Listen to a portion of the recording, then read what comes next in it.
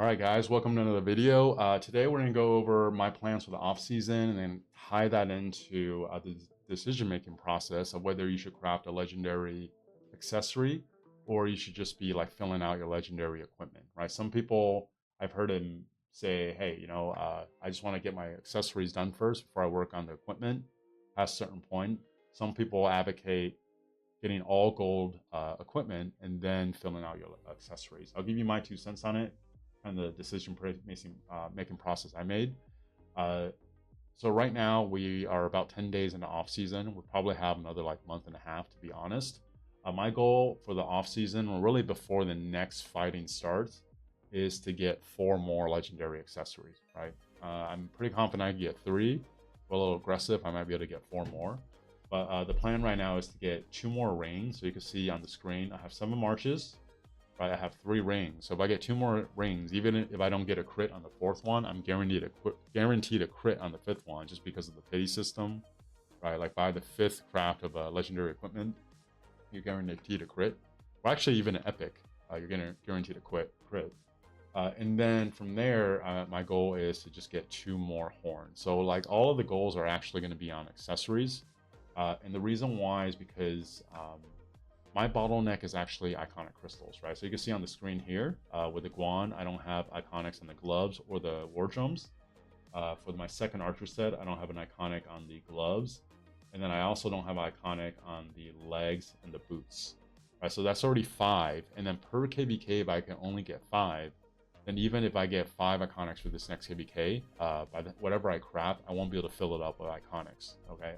If you look at any kind of equipment guide from before the iconics come out, it was really common that the content creator will recommend a lot of times to just stop at an epic tier, right? Because until the iconic crystal came out, some of the epics were actually straight up better than the legendary counterparts, and then a lot of the legendary equipment without the iconic was a slight upgrade at best over the epic counterpart. That's actually kind of the reason why Lilith decided to release an iconic crystal, because they wanted people to actually invest in legendary equipment more, and then to be able to differentiate that. Once you could put iconic crystal into a legendary equipment, it became a lot more noticeable as far as the power difference between the two. Right, so if you look at an iconic crystal, I'll just cover this really quick. Let's go in game. Right, an iconic crystal will give you +3 to base stat. So base stat is this number on the left, right? A lot of it is just determined by the tier of the troop and then the troop type. Sometimes the civilization, right, will give a special unit that'll play a factor. And then all the stats that you're actually getting from equipment and armaments and even alliance tech or crystal tech is going to be this number on the right. So the TLDR version of this, and if you don't know what TLDR is, it stands for too long didn't read, right? So basically the Cliff Notes version is that it's not actually as clear of a difference, right? Normally you would prefer health than defense and attack. When it comes to base stats, I still think health is probably better, but then there's a couple other factors that factor into it as far as like how much health are you getting, right? Because if on the right you're not getting a lot of health, then you're not actually benefiting as much when you get the base health. Whereas, for example, in KVK, right, I'm getting about twice as much attack compared to health. So if I get +3 base attack, I'm actually getting double the amount of points attack increase compared to the health increase, say, for like infantry, right? So would you rather have 6 points of attack or 3 points of health? That math actually becomes a lot more complicated because it depends on the troop type, it depends on the equipment choice the equipment option you went with, it depends on your armaments. And as far as I can tell, when I did try to do the math, I would say health is probably still a little better, but it's not as definitive and clear cut as in like if you're looking for equipment, you rather the equipment to give you health as opposed to attack. Okay, so basically think if it's base health, attack, or defense for my iconic crystal, it doesn't make as big of a difference. If I had to give like the priority, it's actually probably going to be health, then attack, and then with defense last. But honestly, you just want to get an iconic into there as opposed to worrying so much about which base stat it's giving. Now, if it's regular equipment or armaments, right, health is still significantly more valuable than defense, even for cabs, which, give the most health from their equipment, and then defense is significantly more valuable than attack. Okay, so but the decision making process for me this off season is I kind of want to throttle back on the rate in which I'm producing legendary equipment, because where I should have legendaries, I already have them in the right spots, right? If I just get the big pieces, right, the legendary accessories out of the way, this way I could catch up more in the iconic crystals, and then when I get back to crafting and filling out, getting rid of the purples, I can be in a place where when I'm crafting these legendary equipment, I could already put an iconic crystal on there, which would be kind of maximizing the value. Okay. Now, straight up, would you rather have one legendary accessory, or on average about 2.5 just regular legendary pieces, right? Because for like the chest and the legs, it's like 60 legendary mats to craft. If you already have an epic and you dismantle it, you get 15 back. Then it'll cost you 45 more to upgrade, right? Whereas from a legendary accessory, it costs 120. If you have a epic accessory and you dismantle it, you get 15 back, right? It'll still cost you 105, right? So on average, depending on which pieces you're crafting, not counting a weapon, you could get about somewhere between 2 or 3, depending on what pieces you're choosing, of legendary equipment per legendary accessory, right? Now, what makes this also complicated is like something like Delane's Amulet. It's actually really, really valuable for a siege march, because Delane's Amulet, you take 5% less counterattack damage back. For a lot of times, if you're setting up the siege properly in the right circumstance, the only damage you are taking back is counterattack. So all of a sudden, a epic accessory becomes a 5% damage reduction accessory, which is huge, right? But if you're, say, like an archer, you're putting it on ZL Herman, you're running a Delane's Amulet, like taking 5% less counter attack damage is almost like minuscule. It's like insignificant, right? So if I'm trying to upgrade the accessory for my siege or my engineering march, it would make a lot more sense to just, probably not upgrade it. Whereas if I'm trying to upgrade it from a archer march, right, like the priority is there a lot more. Some other stuff that goes into the decision making process, I think it's important to at least have one march where it's all decked out, right? Like not only do you have all the legendaries, but also you have the 2 accessories for it, right? And I would say for me, that first one was actually my archer march. More recently, I decided, because archer seems a little slow, I will put a flag on there and I can just like spread my accessory out. But the reason why you want to at least have one march like that is just because a lot of times, whether it's you don't have enough troops, speeds, or resources, you're going to have to drop down the number of marches you have, right? Sometimes you might want a cheeseburger.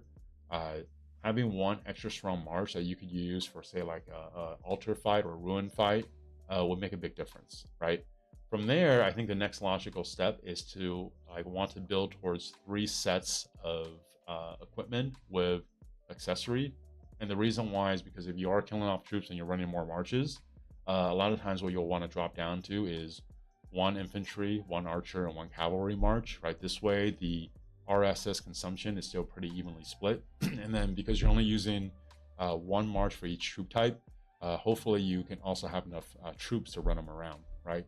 And then from there, the next logical step will obviously be at the 5 march, because for the 5 march, depending on how much you're spending for your tech, you might not unlock your 6 march until later, right? So having like accessories for your 6 march, where maybe for half a KVK you won't be able to use it, the value proposition might not actually be there, right? Whereas no matter what you do with your tech, you're definitely going to have my 5 marches. So a lot of times, like if I already have, for example, 6 sets of accessories, my incentive to craft the 7th set of legendary accessory isn't going to be as high, right? But if I only have 2 sets, right, and have 1 more, I could complete, say, my calf set. So I have 3 sets of like good equipment with legendary accessories in each slot. Then the priority is a little bit higher, right? So right now, I'm kind of past some of these points I'm talking about. My bottleneck is really just waiting on iconic crystals. So rather than getting further behind on iconic crystals, I rather during this off season just kind of craft the bigger pieces and then slow down the rate in which I need iconic crystals to catch up a little bit. And then when I get there, maybe, after 3 more KVKs or 15 iconic crystals, most of these will be filled out. And then also, for me, I'm naturally not a very patient guy. So, right, so waiting a long time to finally get enough mass to craft the accessory is more painful for me, right? So I would, if I have to, I'd rather get that done later because then if I only need like 30 mats or like 45 mats to upgrade from an epic pants or boots to the gloves, right? Later on, I could get that reward or that dopamine hit of upgrading a lot faster later on. So that's just kind of the process I decided to go about it. I don't think there's anything that's necessarily right. The only one I would say is if your equipment isn't at this minimum threshold, you want to get it here first. The TLDR version of this is that the legendaries, right? You can see the chest and the boots for the cav, the chest for the archer, and then the chest and the helm for the infantry. These are where you'll get the biggest upgrades. Usually you're replacing attack on the epic tier to either defense or health. So it's not only a big stat swap, but also you're getting a lot more stats, right? Once you get here, I wouldn't say it's necessarily a mistake to want to fill out your legendary equipment, but once you get here for any of these marches, it's actually also not a bad idea to start worrying about your legendary accessories, right? Now, it's actually kind of hard to mess this up, in my opinion, just because like for armaments, right, it's straight math. Like sometimes you're just playing the probabilities. Whereas for this, if you play long enough, the goal is to get all legendary equipment anyways. So if you decide to go accessory first or say the pants first, it's not really that big of a deal. Now there are some that I just highly recommend you do later or the last, it should be one of the last things you do. And if I had to pick two that you should definitely work on last, one is the Karak's Humility, right? This gives you health. And even though Eternal Night gives you defense, when I did the math and I made a video out of this, I don't think the Eternal Night uncrit is better than the Karak's Humility until you get it to Awaken 2, right? So unless you could get it to Awaken 2, just keep the Karak's Humility. The other ones are Heart of the Saint because if you look at the set weapon and the KBK weapon, it gives you attack, whereas the Heart of the Saint crit gives you 17% defense, right? So yes, you do get a bit of more stats, but you're switching from defense to attack for the weapon, and I just don't even think it's like a clear upgrade for the set weapon. And even if you get it, if it's not a big upgrade, even if you upgrade it with Iconic Crystal, those are just the two pieces that I think you should work on last. All right. For the engineering, it's not as clear to me. This is just something that I decided on. If you look at the engineering set, all the epics give you march speed except for the pants and the boots. And then also, if you get the pants and the boots, you actually get a two-piece bonus, which gives you 5% defense. So I'm not as clear if this is the minimum threshold that you should be at, but this is just where I decided to land on. The decision making for engineering does change a little bit because a lot of times if you set it up right, tankiness doesn't matter that much because the only damage you're taking back is counterattack. So the damage output actually gets prioritized a little bit more. And that's why I'm not as confident or clear making this recommendation. But this is actually just where I decided to settle on for my equipment. All right, so if you guys all watched all the way to the end, you haven't yet, please like the video. It'll really help me out, and subscribe. And obviously, if you have any questions or comments, please leave it in the comment section. And I'll talk to you guys next time.